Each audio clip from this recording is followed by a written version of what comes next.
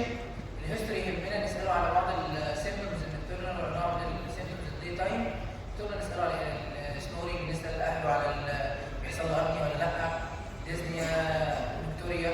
السليبنس ده من اشهر الحاجات اللي لازم نسال عليها في الدي تايم سيمبتومز. نسال برضه على المورنينج هيديك، بيصحى فريش ولا مش فريش، عنده ديبريشن، انكزايتي، عيانين كتير بيحصل لهم حوادث لانهم مش نايم كويس.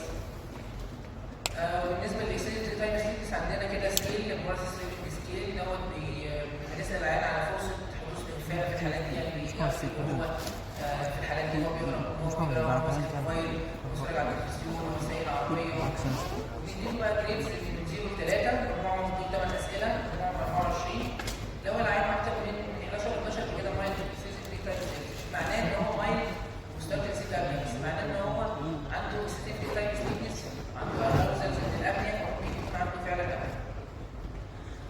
واحنا بنعمل اكزامينشن بعد ما خلصنا الهيستوري، نخش بعد الاكزامينشن عايزين نفكر في اكزامينشن جلوبال فيرسس اللوكال فيرسس. ما نقعدش نبص بس على النوز والتانج بس والكورال كافيتي، لا عايزين نبص كمان على العيان ككل، العيان عنده بيس ولا مش بيس، عنده مشكله سكيلتال ولا لا.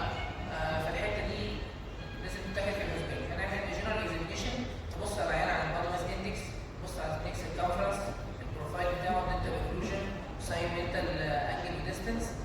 البادي ماس اندكس لما يكون اكتر من 35 ده بيبقى علامه ان العيان دوت مش سيرجري الافضل، يعني بتعمل سيرجري.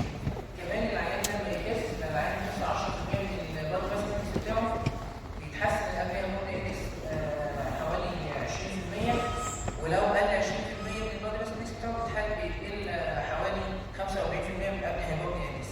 فالويت ده حاجه مهمه، لان كمان الفات بيحصل له ديبوزيشن في البلد، بيحصل له ديبوزيشن في الطاقه، بيحصل له ديبوزيشن في اللاترال فانجيال وول، ده بيساعد في المستخدم سليب ابنيه. نكس الكونفرنس، العيان لو اكتر من نكس الكونفرنس اكتر من 40 سم ده غالبا عيان عنده مستخدم سليب ابنيه ومحتاج يعمل بروسودوجرافي ويتعالج. البروفايل لو العيان عنده ريتروفينيسيا هي زيها زي سايكل تراكيك يعني، او عنده دنتال اوكلوجن كلاس 2. بعد ما خلصنا الجنرال اكزامينشن نخش على اللوكال اكزامينشن. نبص على اللوكال اكزامينشن، نبص على ستاتيك اوبستراكشن ولا ده دايناميك اوبستراكشن. ستاتيك اوبستراكشن زي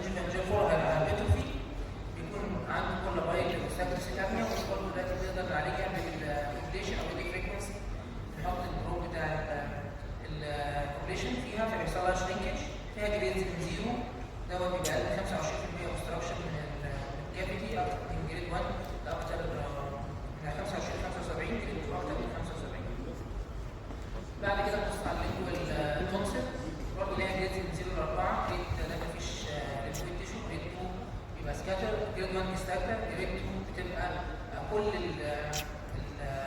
التانج بيز لكنها مفيش في ليميتد ايه فيرتيكال سيكنس. جريد 3 دي بتبقى حوالي يعني من 5 ل 10 مللي سيكنس. جريد 4 دي بتبقى مغطيه على البلوتوث ومش شايفين البلوتوث خالص.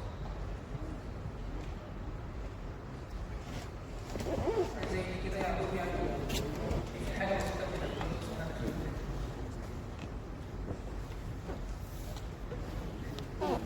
واحنا بقى بعد ما دخلنا التكست قلنا اللعيبه بقى احنا هنعمل دلوقتي كرة اوفر، هنقفل مناخيره ممكن ياخد فرصه الانسبيريشن، هنشوف الكولابس برضه السيفيرتي بتاع الكولابس، الباترن بتاع الكولابس.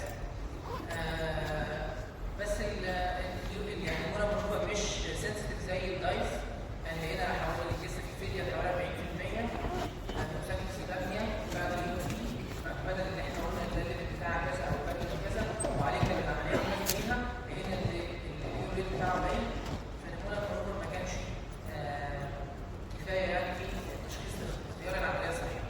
او نقول للعيان بي سي ال وده برضه ان هي افضل في الاسسمنت يعني. فكده العيان